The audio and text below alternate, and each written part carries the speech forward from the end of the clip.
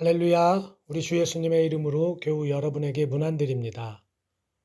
오늘 리마인 웨슬리 16편 산상수훈 네 번째 시간입니다. 성경 본문은 마태복음 5장 13절에서 16절에 있는 말씀입니다. 너희는 세상의 소금이니 소금이 만일 그 맛을 잃으면 무엇으로 짜게 하리요? 후에는 아무 쓸데없어 다만 밖에 버려져 사람에게 밟힐 뿐이니라. 너희는 세상의 빛이라. 산 위에 있는 동네가 숨겨지지 못할 것이요 사람이 등불을 켜서 말 아래에 두지 아니하고 등경 위에 두나니 이러므로 집안 모든 사람에게 비치느니라. 이같이 너희 빛이 사람 앞에 비치게 하여 그들로 너희 착한 행실을 보고 하늘에 계신 너희 아버지께 영광을 돌리게 하라. 한동안 가물더니 지난주 비도 많이 오고 저희 동네는 대체로 흐린 날이 많았습니다. 그런데 금요일 아침 예배를 드리러 교회에 가는데 구름이 걷히고 아침 햇살이 너무나 아름답게 동네를 비추고 있었습니다. 그래서 저희 동네와 교회를 비추는 아침 햇살을 영상에 담아 보았습니다.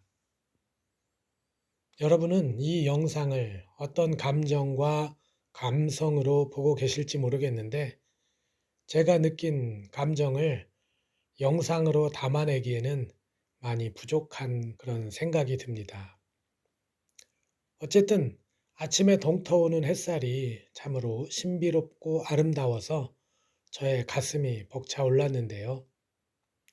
희한하게도 저희 동네에서 가장 먼저 해가 뜨는 곳이 교회인데 싱그러운 자연과 빛나는 교회의 종탑이 저의 두 눈에는 무척 아름답게 비춰진 것입니다. 사랑하는 교우 여러분, 주님은 우리가 세상의 빛이라고 말씀하셨습니다. 그래서 숨겨지지 않는다고 말씀하셨습니다. 오늘 웨슬리의 산상수훈 네 번째 말씀도 동일한 맥락입니다. 우리 기독교는 사회적 종교라는 것이죠. 세상 속에서 빛나는 종교, 세상의 맛을 내는 종교, 바로 빛과 소금이 되는 종교가 기독교라는 것입니다. 오늘 우리는 바로 이러한 내용을 나누려고 합니다. 사실 오늘 예수님의 산상수훈은 너무 많이 들어온 말씀입니다. 아주 당연한 말씀이죠. 우리는 세상의 빛과 소금이 되어야 합니다. 그런데 당연하다는 것은 오늘만 그런 것이 아니라 웨슬리 시대에도 당연한 말씀이 아니었을까요? 하지만 오늘 우리는 웨슬리 시대에 이 설교가 그렇게 당연하지 않았다는 점들을 돌아보게 됩니다. 그리고 이처럼 당연한 교훈을 당연하게 바라보지 않던 웨슬리 시대의 많은 그리스도인들처럼 오늘의 우리들도 세상의 빛과 소금이 되는 것을 당연하게 생각하지 않을지도 모른다는 생각이 들었습니다. 그렇다면 먼저 웨슬리의 오늘 설교 산상수훈 네 번째 말씀에서 당시 그리스도인 중에는 세상의 빛과 소금이 되는 것을 당연하게 여기지 않았다고 말하는 내용을 살펴볼 것인데요. 당시 그리스도인들 중에 이에 대한, 즉 그리스도인이 세상의 빛과 소금이 되는 것에 대한 반대 의견을 갖고 있었다고 웨슬리가 말하고 있습니다. 저도 지금 이렇게 말을 하고는 있지만 너무 어색하고 이상한 이야기입니다. 정말 그렇게 생각하는 그리스도인들이 있었나 싶은 생각이 들기 때문이죠. 그런데 웨슬리는 오늘 설교에서 당시 사람들이 반대하는 의견들을 하나하나 언급하고 있습니다. 제가 정리하고 세워볼 때 6가지입니다. 그래서 오늘 그 내용들을 먼저 잠시 나누겠습니다.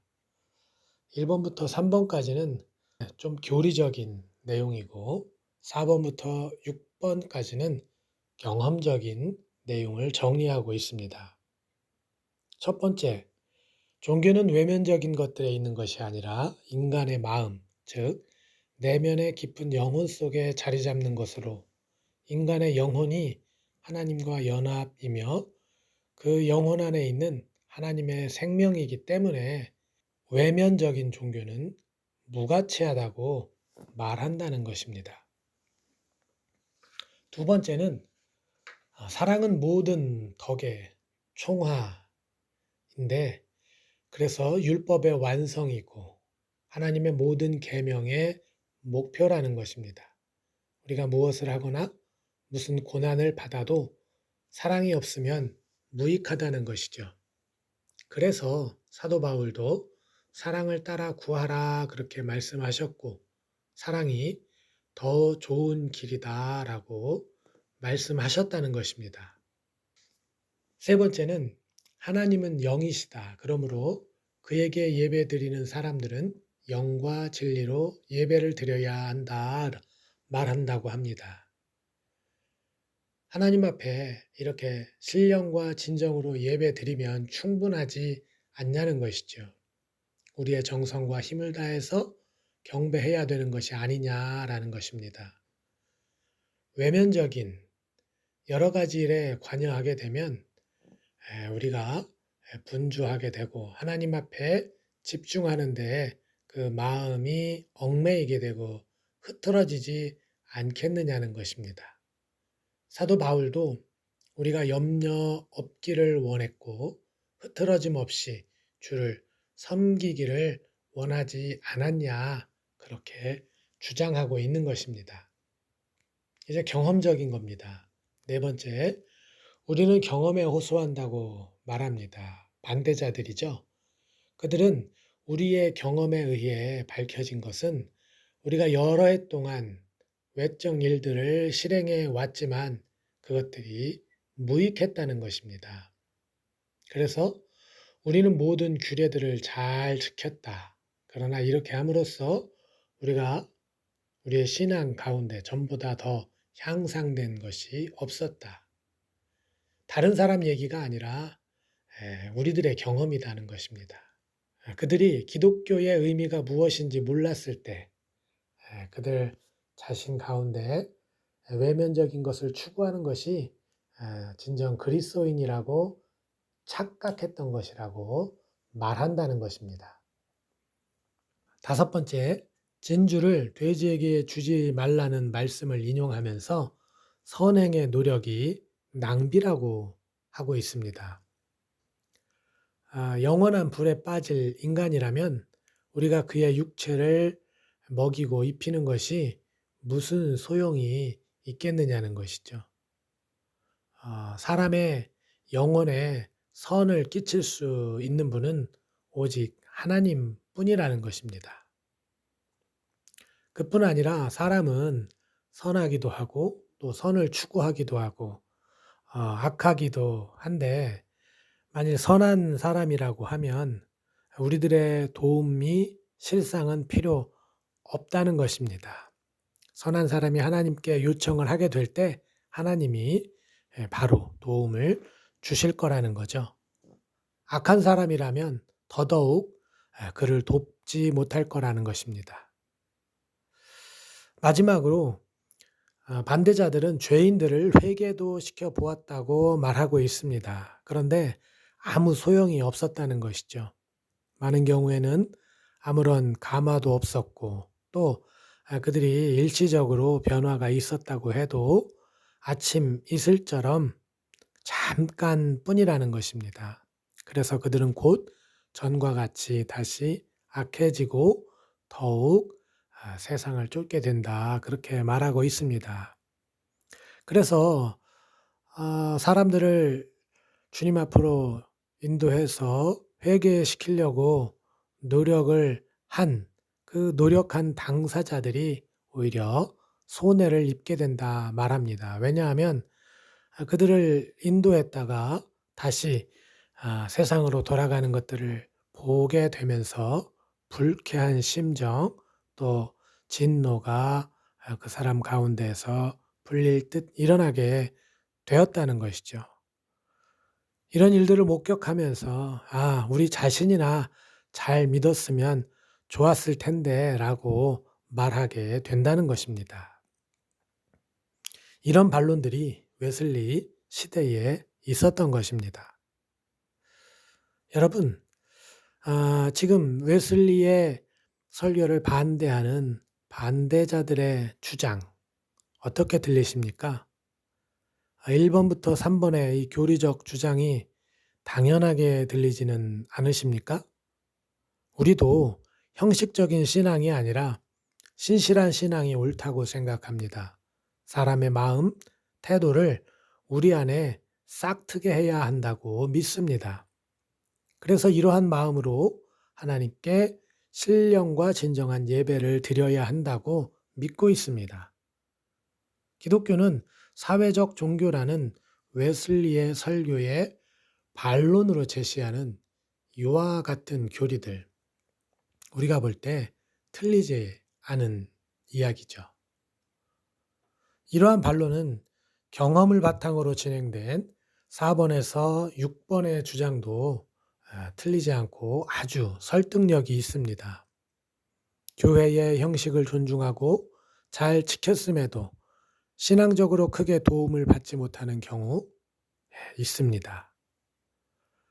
어려운 이들, 믿지 않는 이들에게 선행을 베풀어도 신앙에 관심을 갖지 않는 사람들 정말 많습니다.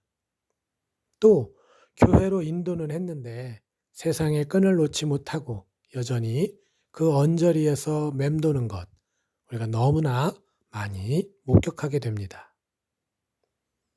그러나 그럼에도 불구하고 웨슬리는 기독교가 사회적 종교라고 말합니다.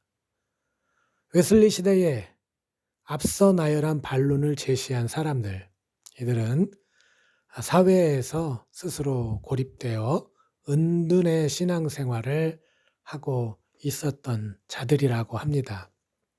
이들은 하나님에 대한 신앙을 온전히 지키고 그 신앙을 누리는데 집중하고 있었다는 말이겠죠.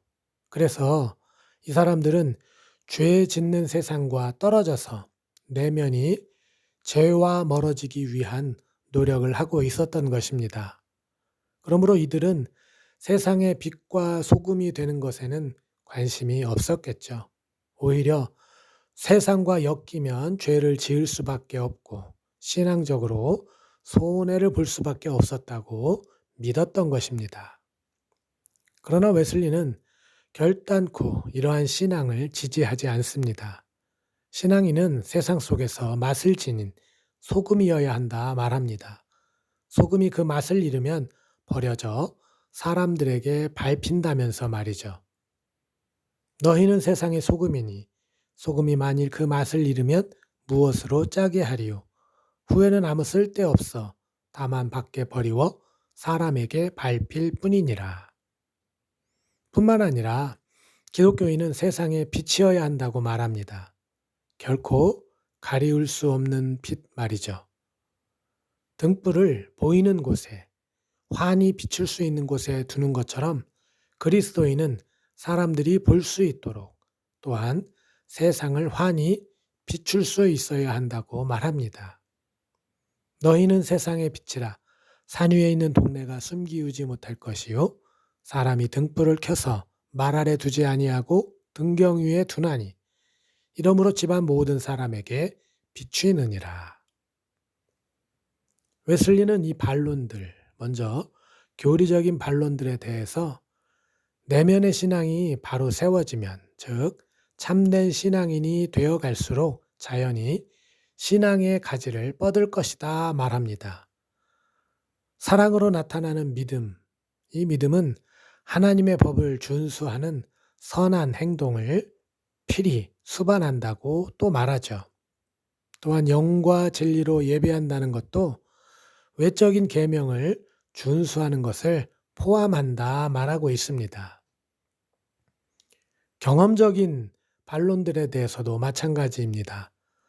반론자들의 문제는 외적인 규례와 법도를 지키는 것에 목적을 두다가 그 목적이 온전히 성취되지 않아서 실망한 것이었지만 사실은 외적인 규례와 법도를 지킴으로 참된 신앙의 본질, 즉 우리 영혼의 갱신과 참된 거룩함, 참된 믿음을 얻어야 한다 말하고 있습니다. 또한 믿지 않는 사람들을 섣불리 더럽고 무지한 돼지로 보고 그들에게 선행을 베푸는 것이 무익하다 그렇게 판단하지 말고 주님을 본받아서 주님께서 하신 일을 행해야 한다 말하고 있습니다. 그리고 끝으로 예수님도 제자들을 친히 양육하셨는데 그럼에도 제자들이 주님을 배신한 일을 상기시키면서 그럼에도 불구하고 제자들을 양육하셨던 우리 주님을 따라서 우리가 힘쓰고 애써야 한다 말하고 있는 것입니다. 사랑하는 교우 여러분, 지난 3주 동안 우리는 팔복의 말씀을 나누었습니다. 다시 말씀드리지만 그 말씀들은 복의 조건과 내용이 아니라 참된 그리스도인의 상태를 가르쳐 주는 말씀입니다. 그러므로 참된 그리스도인은 세상 가운데서도 그 정체성이 분명한 사람들입니다. 그래서 그리스도인의 모습으로 세상 가운데 명확하게 드러납니다. 바로 소금 같은 모습으로 또한 빛으로서 세상을 환하게 비추죠. 참되기 때문입니다. 그러므로 오늘 웨슬리의 설교는 팔복 말씀의 연장선이라고 하겠습니다. 그렇다면 오늘 우리 그리스도인들은 어떨까요? 이 시대의 그리스도인들은 세상에 그리스도인의 맛을 내는 세상을 환하게 비추는 소금과 빛의 역할을 하고 있을까요?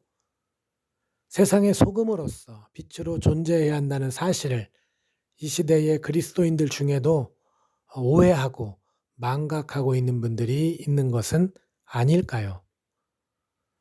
오늘 말씀을 묵상하면서 저는 우리 자신을 돌아볼 때 세상의 빛이 되기보다는 세상을 적대시하고 이기려고 하는 많은 그리스도인들이 있다는 생각을 하게 되었습니다. 세상과 싸우고 있다는 느낌입니다. 세상과 가까이 하는 것은 우리 안에 죄를 지을 확률을 높이는 것이라고 생각하는 신앙입니다. 그래서 세상과 담을 쌓습니다. 그런데 이것은 구약의 믿음이라는 생각입니다. 하나님께서 모세에게 명하신 것처럼 하나님의 백성들을 거룩하게 구별하기 위한 방법입니다. 그러나 우리가 분명히 새겨둬야 하는 것이 있습니다. 우리는 그리스도인이라는 것입니다. 유대인이 아니라는 말씀이죠. 물론 구약이 바탕이 되어 신약의 말씀이 우리에게 주어졌지만 오늘 우리는 유대교의 신앙을 따르는 것이 아니라 예수님을 본받아 나는 죽고 주님으로 사는 자들이라는 점입니다. 오늘 우리 그리스도인들이 이 점을 분명히 하기를 바랍니다. 세상과 적대시하는 자들이 아니라 세상에 빛을 비추기를 소망하는 자들이 되어야 하는 것입니다. 물론 우리가 세상을 이겨야 합니다. 그러나 세상을 이기는 것은 우리의 적군인 세상을 이긴다기보다는 세상 가운데 그리스도인으로서 의연하고 당당하게 살아가는 것이라고 믿어지는 것이죠. 산촌에 있는 작은 교회에서 목회를 하는 것이 어쩔 때는 개인적 영성을 갈고 닦는 것으로 비춰질 수가 있습니다. 공기 좋은 곳에서 세상의 소리와 담을 쌓고 주님에 대한 신앙을 지켜가는 것으로 말입니다. 그래서 주님을 마주하기 좋은 환경 속에서 솔직하게 그런 마음이 생기기도 합니다. 코로나 시국에는 더더욱더 잠의원에 있는 것이 복받은 환경이었던 것으로 하나님께 감사함을 느끼기도 했는데요. 그러나 도시든 산골이든 개인의 신앙과 영성이 성숙해지면 성숙해질수록 세상의 소금으로서 또한 빛으로서 존재가 드러날 것이라고 웨슬리는 말합니다. 이것이 당연한 것입니다. 주님이 내 안에 더욱 분명하게 사시는 것이 가리워질 수가 없기 때문입니다. 참된 그리스도인의 성품과 기질인 팔복의 영성이 개인의 신앙으로 나타나기 때문일 것입니다. 사랑하는 교우 여러분, 우리가 세상의 빛과 소금이 된다고 말하면 웨슬리 정도는 되어야지, 사랑의 원자탄 손양원 목사님 정도는 되어야 해 라고 생각하실지 모르겠습니다. 그러나 세상의 빛과 소금이 된다는 것이 꼭 우리가 위대한 인물이 되는 것은 아니라고 말씀드리고 싶습니다. 여러분의 마음과 생각이 주님으로 채워질 때 비로소 자연스럽게 나타나고 이루어질 일이라 믿습니다. 어쩌면 여러분들 중에는 은밀하게 아무도 모르게 주님과 교제하며 주님의 사랑을 누리고 주님을 기쁘시게 하는 삶을 살기를 원하고 바라는 분들이 계실지도 모르겠습니다. 이 또한 우리들의 소망의 하나인 것은 분명합니다. 그러나 여러분이 참된 그리스도인이 되어갈수록 여러분 안에 계신 주님의 빛은 더욱 강렬하게 빛날 것입니다. 감출 수 없는 빛으로 말이죠. 죄와 사망으로 흑암의 세월을 보내는 세상에 참 빛이 되신 주님처럼 여러분 가운데 주님이 밝히 드러날수록 여러분은 세상이 기뻐하는 참된 그리스도인의 모양에 더욱 다가서게 될 것입니다. 그러므로 오늘도 저와 여러분 모두가 참된 그리스도인으로서 세상에 드러나 주님을 기쁘시게 하고 하나님의 영광을 드러내는 축복의 삶이 되시기를 예수님의 이름으로 축복합니다. 그리스도인인지 아닌지 분간이 되지 않는 맛을 잃은 소금이 아니라 저 사람은 진실되게 예수님을 믿고 있구나 하는 그런 인상을 줄 수 있는 은혜가 우리에게 있기를 소망합니다. 이같이 너희 빛을 사람 앞에 비추게 하여 저희로 너희 착한 행실을 보고 하늘에 계신 너희 아버지께 영광을 돌리게 하라. 이와 같은 참된 그리스도인의 모습이 하나님 나라 백성으로서 누릴 천국의 소망이 여러분의 기도가 되고 소망이 되시기를 바라면서 오늘 말씀을 나누었습니다. 감사합니다.